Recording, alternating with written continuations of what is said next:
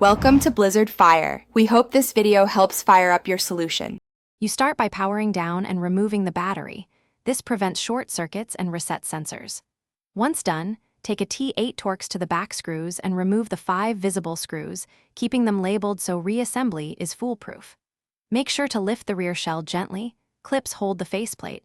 You will feel slight resistance. Move the thumbsticks and paddles to a dedicated area to avoid losing small springs and washers, because these parts are easy to misplace and critical for feel. Once the shell is open, you need to disconnect ribbon cables with a spudger. Do this slowly to avoid tearing the connector. Then unclip and remove trigger modules and vibration motors. Note the spring and screw order as you go. Make sure to free the paddle assembly by removing its retaining screws and gently lifting the PCB. This exposes the analog sticks and Hall effect sensors. Take clear photos of the board orientation and cable routing so you can restore exact alignment later. You finish by cleaning contacts and replacing any worn thumbsticks or springs. Use 90% plus isopropyl and let components dry completely before reassembly.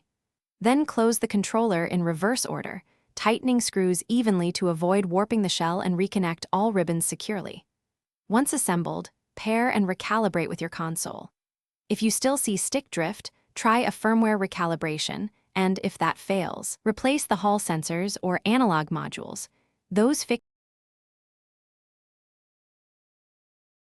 Thanks for watching. If you found this helpful, don't forget to like and subscribe.